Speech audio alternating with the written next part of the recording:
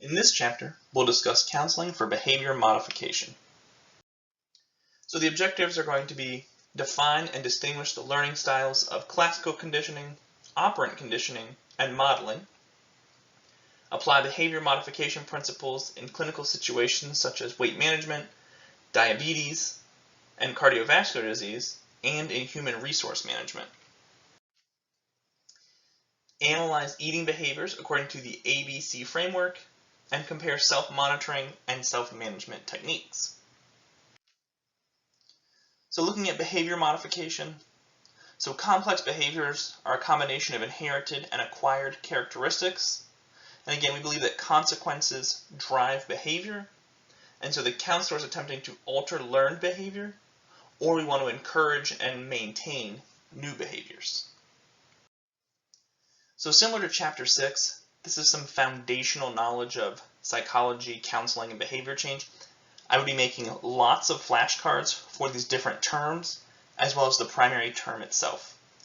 So we'll start with classical conditioning, and so this is most famous from the experiments of Pavlov with dogs. And so if you're not familiar with the experiment, what we have is that the dogs salivate in response to a bell, even though, right, they're not actually getting the food. So they respond to it naturally, but we then have conditioned them to respond to this bell. Now, so how does all of this work? So what we have is an unconditioned stimulus. In this case, it's the act of eating, or food in the mouth. This causes an unconditioned response, which is salivation. So every time a dog eats, it salivates, period. Those are unconditioned stimulus, food, salivation, unconditioned response. Now what we then happen is we have a conditioned stimulus. And so this, for example, is ringing a bell, opening the door, the ringing of your alarm clock, right? And conditioning occurs in response to this. This is the conditioned stimulus. We then have the conditioned response. So in this case, we took what was an unconditioned response, which is salivation, but it now responds to a neutral stimuli, like the bell ringing, and becomes a conditioned response. So now when we ring the bell, the dog's mouth still salivates. And so a neutral stimuli, a bell, not food in the mouth, just a plain bell, produces saliva, a conditioned response. Next, the book talks about operant conditioning. So again, flashcards, you needed to know classical conditioning and Pavlov. Now we have operant conditioning, and this is Edward Thorndike, who used puzzle boxes for cats. So again, what he saw was trial and error responses. So the cats were placed inside of a maze. They had to find their way out of the maze to escape and get to food. So again, they would try left, try right, so on and so forth. And so what we have is the law of effect, which is behaviors are changed based on their consequences, and that consequences, we believe, are what drive behavior. So when using this technique didn't work, the cats stopped doing it. When using this technique worked, the cats kept doing that. That's the law of effect. And so what we have is there are 4 types of responses. These are incredibly important. So I would make sure that I, again, had flashcards. So we have positive outcomes with positive reinforcement. So, for example, when training a dog, you raise your hand and the dog puts their butt on the ground, they get a treat. Butt on the ground, get a treat. Butt on the ground, get a treat, right? That's positive reinforcement, and that's operant conditioning. Then we have negative outcomes, which is punishment, which is when you don't do the thing, I punish you. So if you don't sit, you smack the dog on the butt. If they don't sit, you smack the dog on the butt. Now we also have negative reinforcement or escape. And this one's a little bit confusing because it's actually alleviation of something that is irritating. So for example, if I'm trying to get away from a loud speaker, right? So something is too loud and I walk away from it. I'm trying to escape, or I'm trying to do something to get something else to stop. And then lastly, we know that responses, so prevent adverse events. And so this requires, though, some foresight. So this is more, for example, in human models, which is, I know that what I'm doing now affects my health in the future. Now, you can train animals with this, but of course, because they have less of a memory, or they're less future oriented towards what will happen to me 20, 30 years from now as opposed to what will happen to me 5 minutes from now. So again, but this is trying to avoid an adverse event in the future. And so operant conditioning evolved. So again, you need to know Thorndike is the original founder, but we then made a lot of progress with B.F. Skinner. And so again, he used the methods and terms to explain behavior on operant conditioning, and again expanded those Thorndike boxes into these problem-solving boxes known as a Skinner box. The last model that we have is modeling, or observational learning. And so this is Albert Bandura. And so this is just your classic monkey see, monkey do.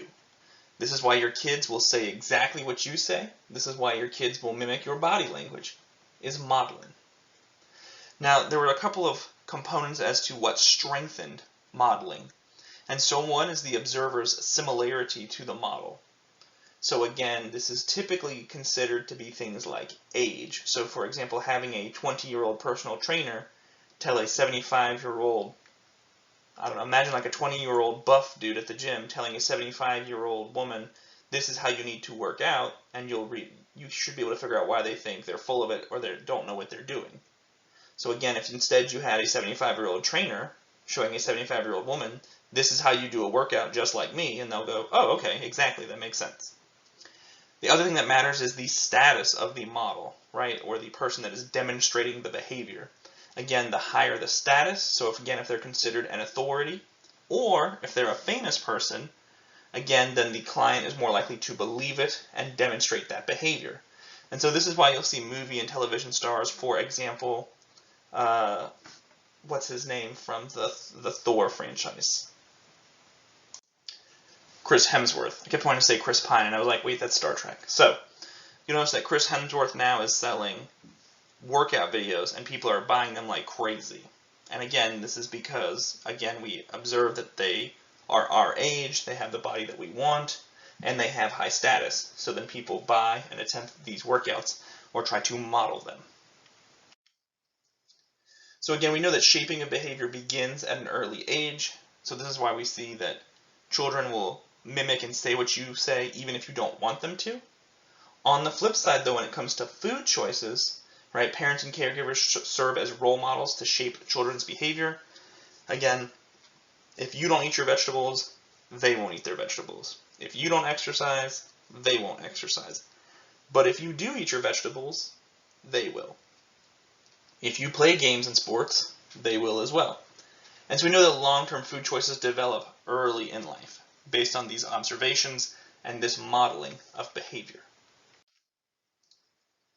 Now we can also use behavior modeling, for example, in employee training programs, where what should happen is that a current employee serves as a model. So, hey, this is Jeff, he's going to walk you through his day, just kind of observe. So if you've ever seen like trainers at restaurants, and again, they're just observing how they do the job. Now, hopefully, whoever you have chosen, if you're the manager, the employee that's going to model them, right, and teach them what to do, better be doing things right, because once you've taught them the wrong thing, it's incredibly difficult to correct. And this is the same as managers serving as role models. So again, if the manager is late, takes extended breaks, doesn't always follow the rules, it is extremely unlikely that the rest of the staff will follow the rules, come back on time, right, etc. So again, they have a higher status because they're a manager, and so again, they have a very powerful influence over others' behaviors that they are modeling for. Alright, so we previously looked at things like motivational interviewing and finding a way for patients to find it inside of themselves to want to change. So they say they want to change, so how do we actually get into the action phase and make it stick? And so here we're actually looking at what's known as the ABC framework. So we have our antecedents, which are stimuli and cues, for example, to eating. We have behaviors, which is in this case the eating responses, and the consequences, which are the reinforcements and rewards from eating. Now we have to find some way to correct this chain and change behaviors and make them stick and be continued to be changed and modified. So again, for example, with antecedents, the ways we can do this, and we can modify our antecedents. And so this is when you would explore options with your patient. So when you're doing your quote-unquote education and they tell you, my problem is every time this happens, so every time I, for example, with smoking, right? Every time I'm drinking alcohol, I smoke. So we have to find a way to control or limit the stimuli or cues. Now, for most of our patients, this is going to be eating. But for example, if you only smoke while drinking and you don't drink, you won't smoke. If I find what triggers you to eat and you don't do that, you won't eat. So we have internal cues that are things like being hungry, lonely, or bored, and external cues, though, like seeing food or attending social events. So this is the infamous cake at the office. So again, when they serve cake at the office, we can talk about how we can control these antecedents and these external cues. And the other thing that we can do is we can increase new desirable cues. So if instead they don't serve cake, and I don't know why, but for example, if they served a veggie tray, right, that's a desirable external cue. So you're at a social event, and we've changed what's happened at that social event. So we can decrease our exposure to problem foods. So this can be done, for example, during the preparation phase for our stages of change theory, where so instead what we're going to be doing is we're going to be throwing out all the bad food. So there's no bad food in the house to go, those do look good, I should eat them. We can remove negative cues, for example, by not buying inappropriate foods. We can introduce new positive cues, so for example, having pre-cut fruits and vegetables in the fridge. For example, we can have exercising, or we can limit or diminish behaviors. So again, buying, for example, the smaller portions of the foods. We can also look at cognitive restructuring. So for example, how do you think about the foods, which is, again, this is the infamous, it's not that I can't, for example, like chocolate cake. It's not that I can't have chocolate cake. I can have chocolate cake if I want it. I don't want chocolate cake. I'm changing my mind about it. We can do role playing with new responses. So again, people are making the right choices. So you're presented with this cake at work. What do? Well, I choose not to eat it. Instead, I say no thank you, and I eat the protein bar that I brought with me. And again, pre-planning behaviors and breaking response chains, which again ties into that role playing. So what are you going to do instead? What's it going to look like? And then actually executing it. We then have the behavior itself. And so we need to explore that client's eating behavior. So again, are they eating too quickly? Why are they eating? Again, what's their eating in the presence of others? Or again, there's a lot of social events in U.S. culture that are based around food. For example, right, first dates is always drinks or coffee or dinner, right? It's always food, food, food. So again, how do we change around the presence of others? And what are we doing while we're eating? Are we watching TV? Are we practicing mindfulness? And if we are going to eat, are we focused on eating and enjoying the food? And then looking at consequences again, so this is the reinforcement and rewards. Again, what we know is that behavior is maintained by the consequences. And so the problem is that eating is pleasurable, right? When you eat food, it tastes good, it makes you feel good. And so then we have to be aware of using food, for example, as a reward, right? We know that's a terrible strategy, right? We don't want to try and use food as a reward, right? You don't celebrate losing 10 pounds on your diet by splurging and eating a bunch of cake, right? That's just not how we do things. So instead, we need to have a new and different reward pattern established. So again, for example, when you lose weight, you get to buy new clothes, right? We're not being food driven, and we are rewarding ourselves. Again, finding pleasurable things besides eating. So again, this can be with books, movie tickets, right? All the money that you saved on food or other consequences can be put towards something else. Again, counselors and the public, right, often reward people with praise. So, hey, you did a great job. I noticed a difference, right? This is why people usually continue a behavior change when people ask them, oh, you started a diet? You look so different. And the other strategy, for example, is a written contract, which again has no real legal ramifications so much as, again, when people agree to do something, it strengthens this pathway, right, for this compliance with these behaviors. And so questions to ask the client. Again, so whom do they like to be with? What do they find enjoyable besides eating? Again, you need to get away from that and being so food focused. And what do you like to buy when you have extra money? So again, looking at other sources of rewards, reinforcements that are not food-based. Now again, looking at reinforcing that behavior. So how do we schedule reinforcement? And so again, the easiest example I can think of in your head is, so the way we train dogs, which is, first we use continual reinforcement. So if you want to train your dog to shake your hands with shake, it's shake, and when you put out your hand, you say shake. And they shake your hand, you give them a treat. And then you say shake, they put out your hand, you give them a treat. You say shake, you put out your hand, you give them a treat. And you do it over and over and over again with continual reinforcement. Just yes, yes, yes, keep doing this, yes, yes, yes, yes, yes. Then we switch to intermittent with an irregular pattern for reinforcement. So we always tell the dog to shake. Sometimes they get a treat, sometimes they don't. But more often than not they do, and they keep doing the behavior. But if you never give them a treat, right, if you never reinforce the behavior, it will become extinct and they'll stop trying to shake your hand. So you have to still give them a treat sometimes, or the dog will stop.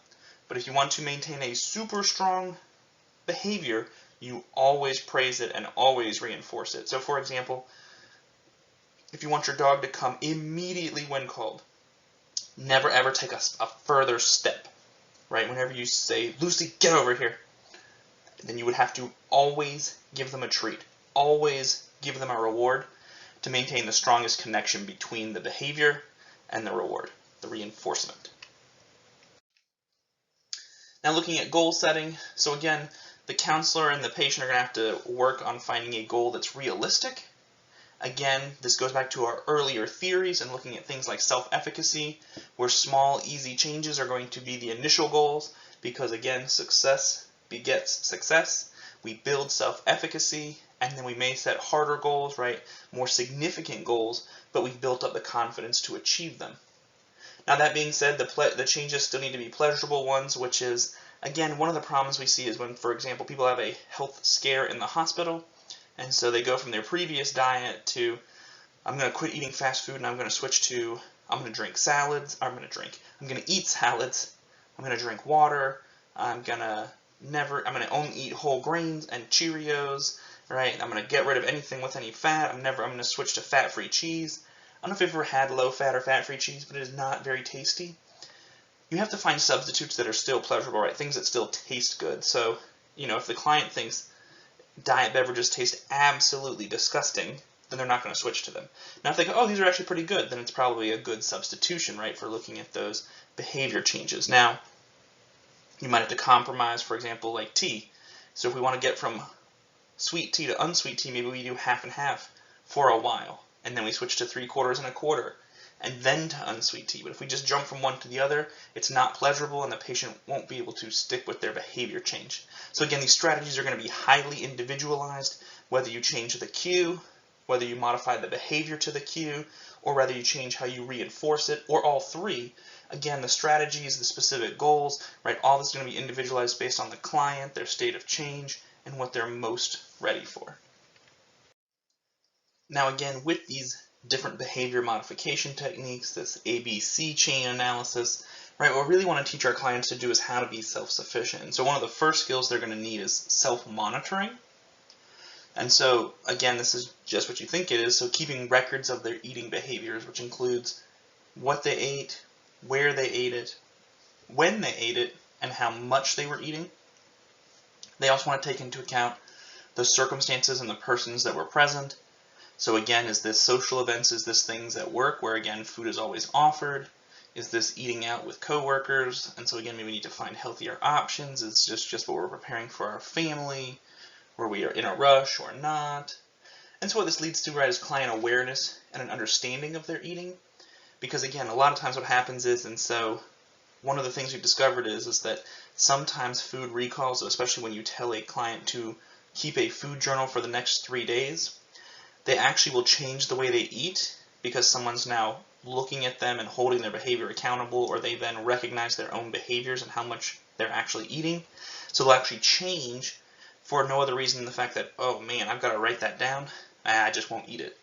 So again, they get a better awareness and understanding of their own eating, and this data can help provide the basis for setting goals, and again, how compliant they are with their commitment and making changes. So again, it's twofold in the sense that they are actually going to recognize the problems themselves, as well as providing the counselor with additional information. Other things that we can keep track of in addition to food intake, so patterns of weight change, so again is weight cycling, looking at physical exercise, again how much exercise, when, why, who they exercised with, keep an eye on their blood sugar, blood pressure, right? These are all self-monitoring habits depending on specific disease processes, cardiovascular disease, diabetes, etc., that we can train patients, right, in keeping good quality records and identifying changes. When I eat this happens to my blood sugar. When I am sick, this happens to my blood sugar, and so on and so forth. And now eventually what we want patients to have is self-management. So again, we go from self-monitoring, which is I'm keeping a record of what I'm doing, to self-management, where I can control my own condition, my behaviors, etc. Right? We want to teach our patients this ABC technique, looking at how to modify their own behavior. Again, they shouldn't be needing to see you every single week to correct their behavior, right? They're going to gain the skills and tools from you that they can then engage in self-management. So in self-control, right, the individual is manipulating variables. So every time I do this at work, I cave and I eat the cake. Well, on days it's going to be birthdays, maybe you wait to take your lunch break until everyone's eating the cake for so-and-so's birthday, so you're physically not there, right? They need to be able to have the strategies and the wherewithal to figure that out, right? So they need to be aware of and modify their antecedents for eating and control these experiments themselves. And similarly, right, they need to self-administer, right, rewarding consequences for eating differently. So again, they need to find a way to control their own reward schedule. So again, right, humans are not dogs. They don't just have a master to give them treats. Instead, it's, if I follow through on my goal, I'm going to reward myself with new clothes or with a new book, or, again, finding things that aren't food related, but still controlling their own reward schedule.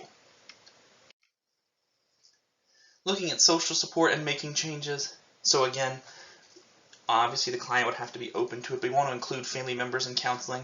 So especially when it comes to food choices, right, is that controls the diet for the entire family. So again, when it comes to getting support from family members and making different choices and feeding the entire house a different diet, again, we want to ensure that we just have family support.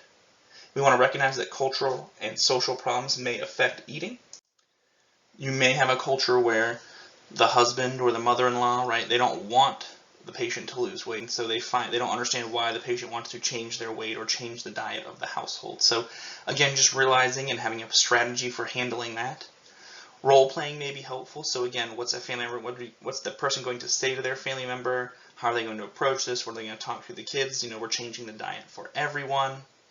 And again, looking at controlling antecedents, which is most commonly, for example, the foods in the house, right? There's other ones, but again, that's the most obvious one is, if you're looking at a social support and changing the family or the people around you, is always have healthy options available. So, again, even though it costs more money, if you just buy the pre-cut celery and the baby carrots rather than having to do it yourself, again, you always have a healthy option available. And so then the book just talks about different applications where this strategy is used. And so diabetes self-management, there's actually an entire governmental program, and we actually have one of our preceptor sites. They specialize, that's what they do, is this diabetes self-management education. So there's a big program behind this, but you can use it in other disease processes as well. So weight management, again, we talk about diabetes, cardiovascular diseases, and even in human resource management. Again, just be careful not to be manipulative, right, and kind of keep everyone on the same, right, and be upfront with everyone where we're trying to modify behaviors and have a positive work environment. But there are a lot of opportunities for teaching self-management.